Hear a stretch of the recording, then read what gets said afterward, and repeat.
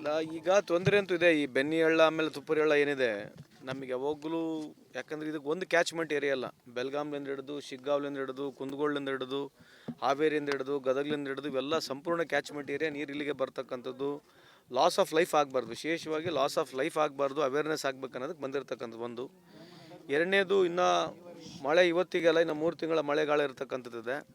So ನಮಗೆ ಯಾವುದು ಈ ಡೀಪ್ ಲೈಂಗ್ ಅಂದರೆ ಯಾವುದು ಎಕ್ಸ್ಪೋಸ್ ಆಗಿರ್ತಕ್ಕಂಥ ವಿಲೇಜಸ್ಗಳು ಯಾವುದಾವೆ, ಜಾಸ್ತಿ ಮಳೆ ಬಂದರೆ ಜನಕ್ಕೆ ತೊಂದರೆ ಆಗ್ತಕ್ಕಂಥ ವಿಲೇಜಸ್ ಯಾವುಗಳು ಅದನ್ನು ಐಡೆಂಟಿಫೈ ಮಾಡಿದ್ದೀವಿ. ಸರ್ಕಾರ ಮೊದಲಿಂದ ಐಡೆಂಟಿಫೈ ಮಾಡಿದೆ. ಅದಕ್ಕೊಂದು ಟಾಸ್ಕ್ ಫೋರ್ಸ್ ಕಮಿಟಿ ರೆಡಿ ಮಾಡಬೇಕು, ಆ ವಾಲಂಟಿಯರ್ಸ್ನ ರೆಡಿ ಮಾಡಬೇಕು. ಏನನ್ನ ಒಂದು ಆಕಸ್ಮಿಕವಾಗಿ ಜಾಸ್ತಿ ಮಳೆ ಬಂದ ಸಂದರ್ಭದಲ್ಲಿ ಜನಕ್ಕೆ ತೊಂದರೆ ಆಗಬಾರ್ದು, ಲೈಫ್ ಲಾಸ್ ಆಗಬೇಕಂಬುದು ಒಂದು. ಎರಡನೇದು, ಮೊನ್ನೆ ನಮ್ಮ ಸರ್ಕಾರ ಕೋನ್ ರೆಡ್ಡಿಯವರು ಭಾಳ ಕಳೆದ 2 ವರ್ಷದಿಂದ ಹೋರಾಟ ಮಾಡಿ ಸುಮಾರು 200 ಕೋಟಿ ವೆಚ್ಚದಲ್ಲಿ ಇದು ಸಿಲ್ಟ್ ಲಿಫ್ಟ್ ಮಾಡ್ತಕ್ಕಂಥದ್ದಕ್ಕೆ ಸರ್ಕಾರ ಆಲ್ರೆಡಿ ಟೆಂಡರ್ ಆಗಿದೆ. ಇನ್ನೊಂದು ವಾರದಲ್ಲಿ ಟೆಂಡರ್ ಕಂಪ್ಲೀಟ್ ಆಗ್ಬೋದು. ಬಟ್ ಅದು ನೆಕ್ಸ್ಟ್ ಇಯರಿಗೆ ಮಾಡಲಿಕ್ಕೆ ಆಗುತ್ತೆ. ಸೊ ಅದು ಮಾಡೋದ್ರಿಂದ ನೆಕ್ಸ್ಟ್ ಇಯರ್ ನಾವು ಟೆಂಡರು ಆಗಿ ಪ್ರಕ್ರಿಯೆ ಆದಮೇಲೆ ಸಿಲ್ಟ್ ರಿಮೂವ್ ಆದರೆ ಬಹುತೇಕ, ಯಾಕಂದರೆ ಇಷ್ಟು ವರ್ಷದಲ್ಲಿ ಇಷ್ಟು ದೊಡ್ಡ ಪ್ರಮಾಣದಾಗಿ ದುಡ್ಡು ಖರ್ಚು ಮಾಡಿ ಸಿಲ್ಟ್ ಎತ್ತಕ್ಕಂಥ ಕಾರ್ಯಕ್ರಮ ಸರ್ಕಾರ ಮಾಡಿರಲಿಲ್ಲ. ಇವತ್ತು ಅವರು ಮುತುವರ್ಜಿ ವಹಿಸಿ ಭಾಳ ಪಟ್ಟನ್ನು ಹಿಡಿದು DCMಗೆ ಆಗಿರಲಿ CMಗೆ ಆಗಿರಲಿ ಎಲ್ಲರನ್ನ ಒತ್ತಡ ಮಾಡಿ ಇವತ್ತು ಹೆಚ್ಚಿನ ಗ್ರ್ಯಾಂಟು ಅವ್ರು ತಂದಿದ್ದಾರೆ. ಸೊ ಮುಂದೆ ಬರ್ತಕ್ಕಂಥ ದಿನಗಳಲ್ಲಿ ಆ ಟೆಂಡರು ಜಾರಿಯಾಗಿ ಕೆಲಸ ಪ್ರಾರಂಭ ಆದರೆ ಸ್ವಲ್ಪ ಮಟ್ಟಿಗೆ ಬಹುತೇಕ around but at least for next 5-10 years we should not have any problem. ಯಾಕಂದರೆ ಸಿಲ್ಟ್ ತೆಗೆದಾದ್ಮೇಲೆ ಸಿಲ್ಟ್ ಫಿಲ್ ಆಗೋದೇ ಇದಕ್ಕೆ ಪ್ರಾಬ್ಲಮ್ ಇದೆ. ಸೊ ಐ ಪರ್ಸನಲಿ ಫೀಲ್ ಇದು ಒಂದು ಪರ್ಮನೆಂಟ್ ಸೊಲ್ಯೂಷನ್ ಆಗ್ಲಿಕ್ಕೆ ಕಾಣ್ತದೆ ಅಂತ ನಾನು ಹೇಳಲಿಕ್ಕೆ ಇಚ್ಛೆ ಬಯಸ್ತೀನಿ ನಿಮಗೆ. ಹೇಳಿದ್ವಲ್ಲ, ಈಗ ಶಾಶ್ವತ ಪರಿಹಾರನೇ ನೆಕ್ಸ್ಟ್ ಇಯರ್ ಆಗ್ತಕ್ಕಂಥದ್ದು. ಟೆಂಡರ್ ಆಗಿದೆ. ಆಮೇಲೆ ಅರ್ಲಿ ಮಾನ್ಸೂನ್ ಬೇರೆ ಆಗಿದೆ, ಈ ಟೈಮು ಅರ್ಲಿ ಹೆವಿ ರೇನ್ಸ್ ಬೇರೆ ಆಗಿದೆ. ಬಂದಿರತಕ್ಕಂಥ ಉದ್ದೇಶ ಜನರಿಗೆ ಅವೇರ್ನೆಸ್ ಕ್ರಿಯೇಟ್ ಮಾಡಬೇಕು.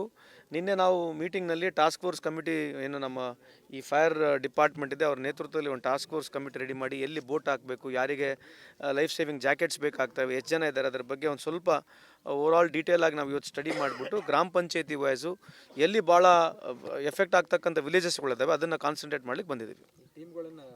ಮಾಡ್ತೀವಿ. ಇದಾದಮೇಲೆ ಇದೆಲ್ಲ ಸಂಪೂರ್ಣ ವಿಸಿಟ್ ಆದಮೇಲೆ ಇವತ್ತು ಮಾಕ್ ಡ್ರಿಲ್ ಮಾಡ್ತೀವಿ. ಸಿದ್ಧತೆ ಏನಿಲ್ಲ, ಮೇಜರಾಗಿ ಇದೇ ನಮ್ಗೆ ಇರ್ತಕ್ಕಂಥದ್ದು. ಇವತ್ತು ನಮಗೆ ಇಶ್ಯೂ ಇರ್ತಕ್ಕಂಥದ್ದು ಇದೆ, ಬೆನ್ನಿ ಹಳ್ಳ ತುಪ್ಪರಿ ಹಳ್ಳದಲ್ಲೇ ಭಾಳ ಇಶ್ಯೂ ಇದೆ. ಅದಕ್ಕಾಗಿ ಇಲ್ಲಿ ಬಂದಿದ್ದೀವಿ. ಬೇರೆ ಎಲ್ಲೇನೋ ಇಶ್ಯೂಸ್ ಬಂದಾಗ time to time if there is any problem that we will definitely attend to it. Kamal Haasan ಅವರು ಕನ್ನಡದ ಬಗ್ಗೆ ಒಂದು ಮಾತಾಡ್ತಾರೆ, ಕನ್ನಡ ತಮಿಳನೇ ಮೂಲ ಅಂತ ಒಂದು ಮಾತುಗಳನ್ನು ಹೇಳಿದ್ದಾರೆ. ಅವರ ಅಭಿಪ್ರಾಯ ಅವ್ರು ಹೇಳ್ತಾರೆ ರೀ.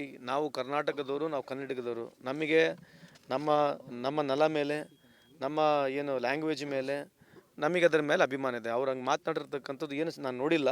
ಬಟ್ ಆ ಥರ ನಮ್ಮ ಕನ್ನಡಿಗರಿಗೆ, ಕನ್ನಡ ಲ್ಯಾಂಗ್ವೇಜಿಗೆ ಏನೋ ನಾವು ಧಕ್ಕೆ ಬರ್ತಕ್ಕಂಥ ಮಾತಾಡಿದ್ರೆ ನಾನು ಖಂಡಿಸ್ತೀನಿ. ನಾನು ನೋಡಿಲ್ಲ ಅವ್ರು ಹೇಳಿರ್ತಕ್ಕಂಥದ್ದು. But going by you whatever you has told, in case ನಮ್ಮ ಸೆಂಟಿಮೆಂಟ್ಸು, ನಮ್ಮ ಕನ್ನಡಿಗರ ಸೆಂಟಿಮೆಂಟ್ಸು, ನಮ್ಮ ಲ್ಯಾಂಗ್ವೇಜಿಗೆ ಏನಾರ ಆ ಥರ ಅಪಮಾನ ಆಗಿರ್ತಕ್ಕಂಥ ಮಾತನಾಡಿದರೆ ನಾನು ಖಂಡಿಸ್ತೀನಿ. ಅವರು ಸೋಮಶೇಖರ್ ಹೆಬ್ಬಾರ್ ಯಾವಾಗ ಬರ್ತಾರೆ ಕಾಂಗ್ರೆಸ್? ನೀವು ಕೇಳ್ಬೇಕು ಅವ್ರಿಗೆ ಹೋಗಿ. ನಾನು ಹೇಳಿದ್ರೆ ನಾನು ಹೆಂಗೆ ಹೇಳಿ? ಈಗ BJPಯಿಂದ ಅವ್ರಿಗೆ ತೆಗ್ದಿದ್ದಾರೆ ಹೊರಗಡೆ ಅಲ್ವಾ? ಸೊ ಅವ್ರನ್ನ ನೀವು ಕೇಳಬೇಕು. ಸೊ ನಮ್ಮ ಪಕ್ಷಕ್ಕೆ ಬಂದರೆ ನಮ್ಮ ಹೈಕಮಾಂಡ್ ಇದೆ, ಅವರು ತೀರ್ಮಾನ ತೊಗೊಳ್ತಾರೆ. ಅವ್ರ ಜೊತೆ ಮತ್ತಷ್ಟು ಮಂದಿ ಶಾಸಕರು ಬರ್ತಾರೆ. ಒಳ್ಳೇದಲ್ಲ. ನಮ್ಮ ಪಕ್ಷ ನಮ್ಮದು ಡಬಲ್ ಡೆಕ್ಕರ್ ಬಸ್ ಇದ್ದಂಗೆ, ಯಾರನ್ನ ಬರ್ಬೋದು, ಯಾರನ್ನ ಹೋಗ್ಬೋದು. ಸೊ ಸ್ವಾಗತ ಮಾಡ್ತೀವಿ. ನಮ್ಮ ಪಕ್ಷದ ಏನು ಸಿದ್ಧಾಂತಗಳನ್ನು ಒಪ್ಪಿ, ರಾಹುಲ್ ಗಾಂಧಿಯವರ ಒಂದು ನೇತೃತ್ವವನ್ನು ಒಪ್ಪಿ, ಸಿದ್ದರಾಮಯ್ಯ ಅವರು, DK ಶಿವಕುಮಾರ್ ಸಾಹೇಬರ ನೇತೃತ್ವವನ್ನು ಒಪ್ಪಿ ಬಂದರೆ ಹೋಲ್ ಹಾರ್ಟೆಡ್ಲಿ ವೆಲ್ಕಮ್ ನಾನು ಮಾಡ್ತೀನಿ.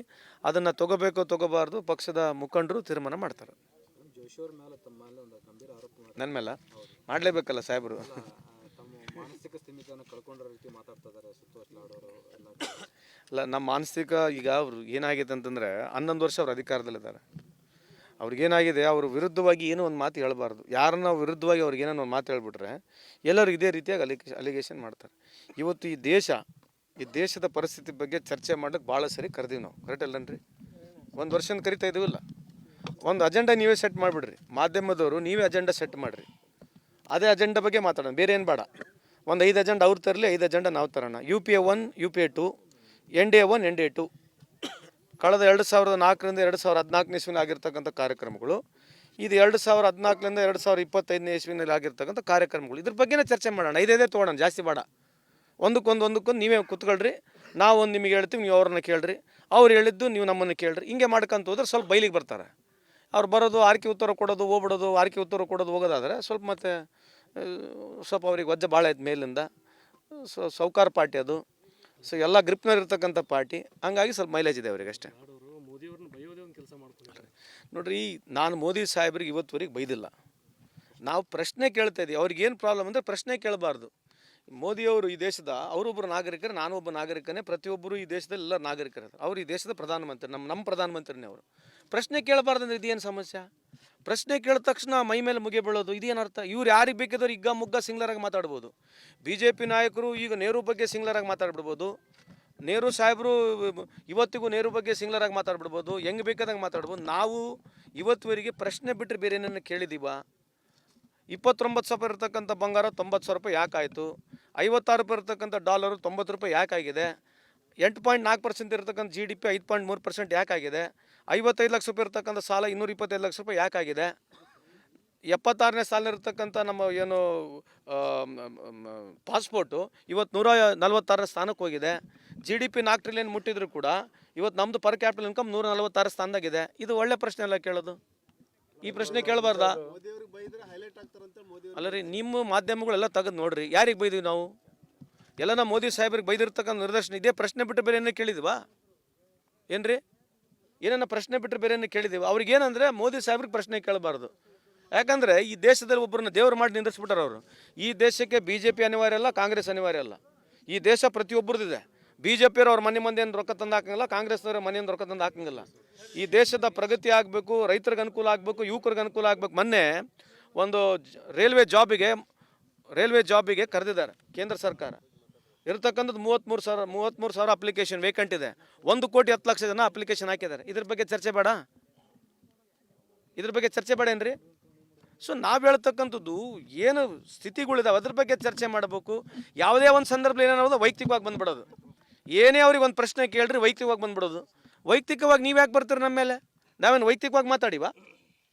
ಇವರೇ ಅಧಿಕಾರದಲ್ಲಿದ್ದು ಇವರೆಲ್ಲರನ್ನ ವೈಯಕ್ತಿಕವಾಗಿ ಮಾತನಾಡ್ತಾರೆ. ನೆಹರು ಸಾಹೇಬ್ರ ಬಗ್ಗೆ ವೈಯಕ್ತಿಕವಾಗಿ ಮಾತನಾಡ್ತಾರೆ, ರಾಹುಲ್ ಗಾಂಧಿ ಬಗ್ಗೆ ವೈಯಕ್ತಿಕವಾಗಿ ಮಾತನಾಡ್ತಾರೆ. ಅಧಿಕಾರದಲ್ಲಿ ನೀವಿದ್ದೀರಿ, ನೀವು ಇವತ್ತು ಜನರ ಸಮಸ್ಯೆಗೆ ಏನು ಕಂಡಿಡ್ದಿರಿ, ನೀವೇನು ಮಾಡಿದಿರಿ? ಒಂದೇನು ರಿಪೋರ್ಟ್ ಕಾರ್ಡ್ ಇದೆಯಾ? ಏನನ್ನ ರಿಪೋರ್ಟ್ ಕಾರ್ಡ್ ಇದೆಯಾ? ಏನನ್ನ ಮಾಡಿದಾರಂತ ಜೋಶಿ ಸಾಹೇಬ್ರು ಹೇಳ್ತಾರೆ ರಿಪೋರ್ಟ್ ಕಾರ್ಡು. ಹೇಳಕ್ಕೆ ಹೇಳ್ರಿ. ಸರ್, ಮೊನ್ನೆ 2 ವರ್ಷದ ಸಾಧನಾ ಸಮಾವೇಶ ಮಾಡಿದ್ರಿ, ಹಗರಣಗಳು ಮಾಡಿದ್ದೇ ಇವರು ಸಾಧನೆ ಅಂತ. ಅಲ್ರಿ, ಹಗರಣಗಳು ಬಗ್ಗೆ ಅವರು ಟೀಕೆ ಮಾಡಲಿ. ಇವ್ರದ್ದು ಹಗರಣಗಳ ಬಗ್ಗೆ ನಾನು ಮಾತಾಡ್ತಾರೆ. ಒಂದೇ ಒಂದು ಫೋನ್ ನಂಬರ್ನಲ್ಲಿ ಹೋಗಿ ಮೋದಿ ಸಾಹೇಬ್ರಿಗೆ ಕೇಳ್ರಿ. MP ಸ್ಟೇಟ್ನಲ್ಲಿ ಒಂದೇ ಒಂದು ಇದು ಪ್ರಧಾನಮಂತ್ರಿ ಏನು ನಮ್ಮ ಪ್ರಧಾನಮಂತ್ರಿ ಇದು ಭೀಮಾ ಯೋಜನೆ ಇದೆ, ಯಾವ್ದು ಹೆಲ್ತ್ PM ಕೇಸ್ ಅಲ್ಲಲ್ಲ, ಫಸಲಲ್ಲ, ಹೆಲ್ತ್ ಭೀಮಾ ಆಭಾ ಕಾರ್ಡ್ ಇದೆಯಲ್ಲ, ಒಂದೇ ಒಂದು ಮೊಬೈಲ್ ನಂಬರಿಗೆ 35,000 ಕೋಟಿ ಹೊಡ್ಕೊಂಡಿದ್ದಾರೆ. ಒಂದೇ ಒಂದು ಮೊಬೈಲ್ ನಂಬರಿಗೆ 7 ಲಕ್ಷ ಜನ ಬೆನಿಫಿಷರಿ ಒಂದೇ ನಂಬರಿಗಾಗಿದೆ. ಇದ್ರ ಬಗ್ಗೆ ಚರ್ಚೆ ಮಾಡ್ತಾರಾ? ವ್ಯಾಪಮ್ ಕೇಸ್ ಅಂತ ಆಯಿತು, ಗುರ್ತದ ನಿಮ್ಗೆ? ವ್ಯಾಪಮ್ ಕೇಸು ಗುರ್ತಿದೇನ್ರಿ? ವ್ಯಾಪಮ್ ಕೇಸು 44 ಜನ ಮರ್ಡರ್ ಆಗಿದ್ದಾರೆ. ಎಷ್ಟು? A1ಲಿಂದ ಹಿಡಿದು A2ವರೆಗೆ ಹಿಡಿದು 48 ಜನ ಅದಕ್ಕೆ ಕೇಸ್ ಆಗಿತ್ತು. 44 ಜನ ಮರ್ಡರ್ ಆಗಿದ್ದಾರೆ ರೀ. 44 ಪೀಪಲ್ ಮರ್ಡರ್ ಆಗಿ. ಪ್ರಪಂಚದಲ್ಲಿ ಇಂಥ ಒಂದು ದೊಡ್ಡ ಮರ್ಡರ್ ಎಲ್ಲೇ ಆಗಿಲ್ಲ. ಯಾರ್ಯಾರು ವಿಟ್ನೆಸ್ಗಳಿದ್ದಾರೆ? 44 ಜನ ಮರ್ಡರ್ ಆಗಿದ್ದಾರೆ ದೇಶದಲ್ಲಿ. ಇದ್ರ ಬಗ್ಗೆ ಚರ್ಚೆ ಎಲ್ಲ ಐತಾ? ಯಾವುದನ್ನ ಒಳ್ಳೆ ಹಾಲಿವುಡ್ ಮೂವಿ ಮಾಡ್ಬೋದು ಇದು. 44 ಜನ ಯಾರು ವ್ಯಾಪಮ್ ಕೇಸ್ನಲ್ಲಿ ಯಾರು ಅಪ್ರೂವರ್ ಆಗಿದ್ರು, ಯಾರು ಅದ್ರ ಬಗ್ಗೆ ಮಾಹಿತಿ ಇರೋರಿಗೆ 44 ಜನ ಮರ್ಡರ್ ಆಗಿದ್ದಾರೆ ದೇಶದಲ್ಲಿ. ಇದ್ರ ಬಗ್ಗೆ ಚರ್ಚೆ ಮಾಡ್ತಾರಾ? ಇಂಥವೆಲ್ಲ ಬರೋದೇ ಅಲ್ಲ. ನಮ್ಮೆಲ್ಲ ಬರೋದು, ಅವ್ರು ಬರೋದು ಹಗರಣಗಳು ಮಾಡ್ಯಾರೆ, ಇವ್ರು ಹಗರಣಗಳು ಹೇಳ್ತಾರೆ. ಕ್ಯಾಗ್ ರಿಪೋರ್ಟ್ಗಳು ಓದ್ತಾರ, CAG ರಿಪೋರ್ಟ್ಗಳು ಓದ್ತಾರಂತ. ಇವತ್ತು BSNL ಕಳೆದ 11 ವರ್ಷದಿಂದ 1700 ಕೋಟಿ ಯಾರಿಗೆ? ಜಿಯೋಗೆ ಬಿಲ್ ರೇಸ್ ಮಾಡಬೇಕು. ಬಿಲ್ಲು ರೇಸ್ ಮಾಡಿಲ್ಲ ಇವರು. ಬಿಲ್ ರೇಸ್ ಮಾಡಿಲ್ಲ BSNL ಅವರು. ಇದ್ರ ಬಗ್ಗೆ ಚರ್ಚೆ ಮಾಡ್ತಾರೆ ಜೋಶಿ ಸಾಹೇಬರು. ಇವತ್ತು ಕೋಲ್ ಬ್ಲಾಕ್ಗಳು, ಈ ದೇಶದಲ್ಲಿ ಕೋಲ್ ಬ್ಲಾಕ್ಗಳು ಯಾರಿಗೆ ಸಿಕ್ಕಿದೆ? ಇದ್ರ ಬಗ್ಗೆ ಚರ್ಚೆ ಮಾಡ್ತಾರಾ? ಇವತ್ತು ಈ ದೇಶದ PSU ಕಂಪ್ನಿಗಳು, ಪಬ್ಲಿಕ್ ಸೆಕ್ಟರ್ ಅಂಡರ್ಟೇಕಿಂಗ್ ಕಂಪ್ನಿಗಳು, ಮೋದಿ ಸಾಹೇಬರು ಬಂದಮೇಲೆ 23 ಕಂಪ್ನಿಗಳು ಮಾರಾಟಕ್ಕೆ ಹೋಗಿದ್ದಾವೆ. ಇವ್ರು ಒಂದೇ ಯಾವ್ದನ್ನ PSU ಹೊಸ ಕಂಪ್ನಿ ಮಾಡಿದಾರಾ? ಈ ಪ್ರಶ್ನೆಗಳು ಕೇಳೋದು ಸರಿ ಇದೆಯೋ ತಪ್ಪಿದೆಯೋ? ಇದ್ರ ಬಗ್ಗೆ ಚರ್ಚೆ ಮಾಡಿರಿ. ಅವ್ನು ಹುಚ್ಚಾಗೇನೆ ಅವ್ರು ಮೋದಿ ಸಾಹೇಬ್ರಿಗೆ. ನಾವು ಮೋದಿ ಸಾಹೇಬ್ರಿಗೆಲ್ಲ ಬೈದೀವಿ? ಮೋದಿ ಸಾಹೇಬ್ರಿಗೆಲ್ಲ ಬೈದಿರ್ತಕ್ಕಂಥ ಎಲ್ಲ ಉದಾಹರಣೆ ಒಂದ್ಸಲಿ ತೋರಿಸ್ರಿ. ಅವ್ರಿಗೇನಂದ್ರೆ ಪ್ರಶ್ನೆ ಕೇಳಬಾರ್ದು. ಯಾಕ್ರಿ ಜೋಶಿ ಸಾಹೇಬ್ರೆ 29,000 ಇರ್ತಕ್ಕಂಥ ಬಂಗಾರ 90,000 ಆಗಿದೆ? ಉತ್ತರ ಇಲ್ಲ ಅದಕ್ಕೆ.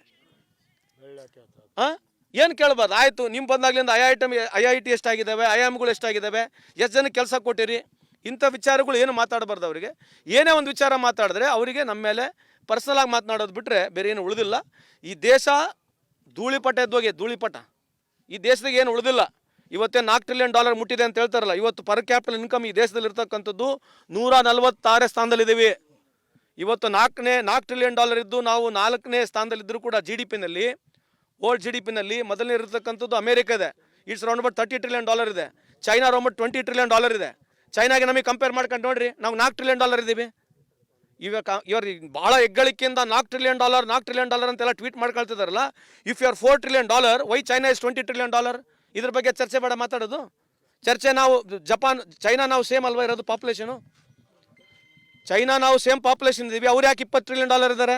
ಇವತ್ತು 90% ಈಗ ಮಳೆ ಬರ್ತದಲ್ಲ, ಛತ್ರಿಗಳು ತರ್ತಿರಲ್ಲ ನೀವು, ಛತ್ರಿಗಳು 95% ಇಂಪೋರ್ಟ್ ಆಗಿದೆ ಚೈನಾನಿಂದ. $50 billion ಇರ್ತಕ್ಕಂಥದ್ದು ಏನು ಇಂಪೋರ್ಟ್ ಇತ್ತು, ಡೆಫಿಸಿಟ್ $120 billion ಡೆಫಿಸಿಟ್ ಇದೆ. ಮೇಕ್ ಇನ್ ಇಂಡಿಯಾ ಭಾರಿ ಮಾತಾಡ್ಬಿಟ್ರು. ಒಂದು ಏರ್ ಪಿನ್ ಕೂಡ ಮಾಡೋಕ್ಕಾಗಿಲ್ಲ ಇವ್ರ ಕೈಲಿ. ಏರ್ ಪಿನ್ನು, ಬಾಚಣಿಕೆ, ಲೈಟು, ಈ ಸಣ್ಣ ಎಲೆಕ್ಟ್ರಿಕಲ್ ಐಟಮು, ಈ ದೀಪಿಕ ಪಡ್ಕೊನೆ ಬಾಂಬು, ಯಾವು ಪಟಾಕಿ ಬಾಂಬ್ಗಳು, ಮತ್ತು ಬೇರೆ ಅನ್ಕೋಬೇಡ್ರಿ. ಆ ಬಾಂಬ್ಗಳು ಅಲ್ಲಿಂದನೇ ಬರ್ತವೆ. ಎಲ್ಲಿಂದ ಬರೋದು? ಹಾಂ, ಹಬ್ಬ ನಮ್ಮದು, ಪಟಾಕಿ ಅವ್ರದ್ದು, ಒಡೆಯೋದು ಇವ್ರದ್ದು, ಮತ್ತು ಹೇಳೋದು ಇವರೇ ಆಗಲ್ಲ. ಮೇಕ್ ಇನ್ ಇಂಡಿಯಾ ಅಂತ ಇಂಥ ಚರ್ಚೆಗಳಿದಾವೆ ರೀ. ಇದು ದೇಶದ ಸಮಸ್ಯೆ. ಇದು ಯಾವುದು ನಾವೇನು ವೈಯಕ್ತಿಕವಾಗಿ ಮಾತನಾಡ್ತಕ್ಕಂಥದ್ದಲ್ಲ. ಇದು ಸಮಸ್ಯೆ ಇರ್ತಕ್ಕಂಥ ದೇಶದ ಸಮಸ್ಯೆ ಇದೆ. ಪ್ರತಿಯೊಬ್ಬರಿಗೆ ಹಕ್ಕಿದೆ.